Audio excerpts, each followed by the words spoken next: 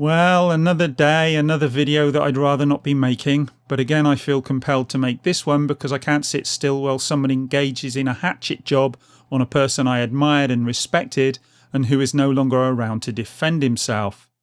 I'm of course talking about the inimitable John Bain, or Totalbiscuit as we all knew him, and the Forbes article that came out this last week that is seemingly little more than an attempt to defame him. Now don't get me wrong, I didn't always agree with Totalbiscuit, but as a gaming critic, commentator and consumer rights advocate, I think he was up there with the best.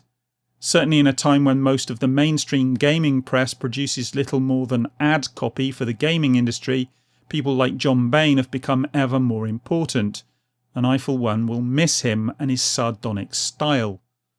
But what is it about the article in Forbes that's got me so riled up? Well, there are several things. First, there appears to be a complete disregard for the facts, the author Fruzsina Eordogh preferring instead to push an agenda. Secondly, the author adopts a self-congratulatory, almost gloating tone that seems to be knowingly designed to annoy those people who liked and admired Totalbiscuit, not to mention his family. And finally, there appears to be little or no concern for the effect this hit piece might actually have on his family. You know, the family of a man who, after all, was a game critic, not some third world despot responsible for the deaths of thousands of people. Let's look at these points in turn. Eordogh begins the piece inauspiciously by linking Totalbiscuit to the Jessica Price firing from ArenaNet, and she states this: his name is currently being evoked with the firing of 2 game developers and associated mob harassment. His critics call it fitting that this is Bain's legacy. Do they indeed? That's very nice of them. I'm not going to go into any details of the Price and Peter Freeze firing here, as I've already covered it in another video, but needless to say, painting this as a mere hate campaign against Price is utterly extraordinary and is not a conclusion you can draw if you've read the exchanges between Price and Rhetoric, the YouTuber that she got into it with on Twitter. Furthermore, what the hell has Totalbiscuit got to do with it in the first place? I know this article is supposedly about the man's legacy, but the first time I heard his name relating to this matter was in this article. Talk about reaching. And from there, Eordogh doesn't waste any time going straight into GamerGate, saying, and I quote, that Bain was the man who legitimised GamerGate, the 2014 harassment campaign turned consumer revolt that went on to inspire conservatives, and only conservatives apparently. Look, again, I'm not going to go into details about GamerGate here, as it's been done to death and picking the meat from the bones is far from easy, but 2 things are certain. 1, anything Totalbiscuit did in relation to GamerGate would have been in relation to consumer rights advocacy, because that's what he did. Just go watch his videos if you don't believe me. He was a consumer advocate. Second, categorising GamerGate as merely a harassment campaign turned consumer revolt that went on to inspire conservatives is either naive or deliberately disingenuous. Yeah, there were a lot of pretty despicable idiots who attached themselves to GamerGate, but there were others involved who were genuinely concerned that ethics in games journalism had been eroded to the point of non-existence, and Totalbiscuit would fit right in with that crowd. From my perspective, as an outsider who wasn't directly involved and who leans rather more to the left than the right, GamerGate has been mischaracterised to the point where even saying it will get you blocked in some quarters. You know, a bit like saying feminism will get you blocked by the other lot. And I'm not the only one who has this view. There's another article in Forbes and an article in The Independent that I'll link to in the description, in which people go on to talk about what happened with GamerGate and why they think it's been mischaracterised. No movement's completely homogenous, and I would think a feminist would understand that. And let me be clear here, when I went looking for GamerGate on Twitter last year, one of the first entries I found was someone admonishing people not to harass or threaten Anita Sarkeesian, not because of expediency, but because it was the wrong thing to do. So don't please tell me that all GamerGate was a hate campaign. Yes, there were quite a few people involved who were hateful people who did involve themselves in a hate campaign, but that's not all it was. So yeah, look, when you lump all GamerGaters together and then add Totalbiscuit in with them, you immediately undermine any argument you're about to make. We see it from the other side too. All feminists are man-hating bunny boilers. Again, not true. I know quite a few feminists. My partner and my sister would both consider themselves to be broadly feminist in their thinking, and my sister even went on marches some years ago. And most of the feminists I know just want there to be equal rights for women and everybody else. That's what feminism always used to mean, for most feminists at least. It just seems to have changed somewhat over the last few years. What Fruzsina Eordogh is doing here is poisoning the well. She tries to discredit GamerGate, then associates Totalbiscuit with the discredited organisation. From then on, those who've bought into the initial thesis are already being taken down the rabbit hole. And boy, does she go down that hole. After a bit of an aside about World of Warcraft and emoticons based on Totalbiscuit, she launches into this. And this is what she says. For someone so savvy at digital media preceding the incident, Bain's involvement with GamerGate in 2014 can only be explained as a lapse in judgment. Up until that point, he hadn't yet been duped by any fake news campaigns perpetuated by organised online trolls.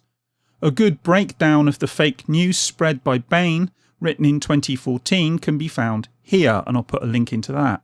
While general GamerGate fake news debunkery is here, and again I'll put a link in. His media literacy was higher than most, but in the end it was not enough to keep Bain from becoming the perfect useful idiot in a troll agenda. Any troll aims to bring in a handful of well-meaning patsies for their fake cause. Bain brought in thousands. Right. A consumer advocate getting involved with a consumer advocacy group can't be dismissed as a lapse in judgment unless you are first shown conclusively that it isn't a consumer advocacy group at all, but is instead something else entirely. And that's not easy to do. Simply because so many of those involved, including Totalbiscuit himself, were all about consumer advocacy. If it looks like a dog, smells like a dog and barks when you offer a bone, it's probably a f***ing dog. And just because a few fleas attach themselves to it doesn't mean it's a flea. Eordogh is doing what a lot of people do when they have an agenda. She's skewing the facts to fit with what she wants to believe. This is cognitive bias writ large, and quoting from people with the same agenda as you doesn't help your case one little bit because it merely serves to confirm that cognitive bias. Go read the article she links to on fake news and GamerGate fake news debunkery and make up your own mind. As with Eordogh's own article, the first link is rhetoric dressed as evidence, while the NeoGaff thread seems to be very self-congratulatory and lacking in any real good evidence. It's just a bunch of people offering their opinions on the subject from what I saw. It even starts with, this subject is incredibly contentious, so this thread will likely be heavily moderated. Well, okay, but moderated for what purpose? This is the issue people like me have with this subject. Each side sits in their heavily moderated forums patting themselves on the back rather than engaging with the other side and trying to find some common ground. John Bain wasn't duped by GamerGate as far as I can tell, and suggesting that he was is merely another way of trying to discredit him. What Eordogh is trying to say is, he wasn't really that clever, was he? It's just another example of how she's trying to poison the well against him and GamerGate. Because if the great Totalbiscuit could be duped by a bunch of racist, homophobic, sexist bigots, well, maybe we all could. And yeah, we all could. Let's be honest, we all could. But we can also be duped by the other side of things as well, can't we? Because we can all be duped Every single one of us. Here's a couple of questions. Do you really think everybody who ever supported GamerGate can possibly be a misogynistic, homophobic, racist, sexist dick? Really? Every single one? And do you really think that everybody who has ever been anti-GamerGate is anti-gamer, anti-consumer rights, anti-free speech? If the answer is yes to either of those questions, well, frankly, you're probably beyond help. If the answer is no, then thank goodness for that, there's some hope left. But hey, look, I'm straying off topic a little bit here. The point is that no matter what Fruzsina Eordogh has said, at no point has she managed to provide any real evidence that shows Totalbiscuit as anything other than a consumer rights advocate who knew what he was doing. And that must chafe like a bastard for Eordogh. Because at the end of the day, rhetoric and references to even more rhetoric isn't enough. It's a circular argument. Have you ever come across a creationist who, when asked to provide evidence to back up his assertion that the Bible is the unerring word of God, then produces another copy of the Bible? And I'll say exactly the same to Eordogh as I would to the creationist. That's just not how it works. But the similarities with fundamentalist Christians doesn't stop there. Just like those fundamentalist Christians who try to claim prominent atheists have made deathbed confessions, Fruzsina tries to claim that Totalbiscuit also recanted. As she says, efforts to extricate himself from GamerGate from 2015 on were unsuccessful. Had they been, this article wouldn't exist. Well, now there's a shame. But was he really trying to extricate himself from GamerGate? At one point in the audio that Fruzsina links to, Totalbiscuit says this: "These people have gone out of their way to misrepresent me." And from what I can see, it's still going on. He's trying to set the record straight, not recant. And yet again, Eordogh takes what he's said out of context and uses it to misrepresent him. Oh, the irony. In the same audio file, he says, if you repeat a lie enough times, it sticks. Well, ain't that the truth? Again, look, go and listen to the audio file of Totalbiscuit talking about this and see if you think that Fruzsina Eordogh is reading this correctly. I will say this though, a word of warning, if you are going to go and listen to it, some of the audio is a little bit upsetting because John Bain's talking about reading death threats while undergoing chemo. So, you know, the fact he's gone now, it's quite a sad thing to have to listen to. But I'm sure some people are holding a party because, as I say, they were coming after him while he was already suffering with cancer, telling him they hoped that the cancer got him quickly. And while Fruzsina Eordogh doesn't sink quite that low, she doesn't exactly rise above it either. The way she ends her piece makes me feel physically ill. This is what she says, and I'll read this little part in its entirety because I think that's important. And this is what she says. One of the most important things to Bain was his reputation and that his audience trusted him, making it all the more tragic if Bain is remembered more for sharing fake news and inadvertently legitimising a harassment campaign. Clearly Bain didn't do enough to atone for his perceived GamerGate sins, and if there is a lesson in all this, it's that one must make peace and settle any internet beef you have with feminists while you're still living. History is written by the victors after all. Well, lovely.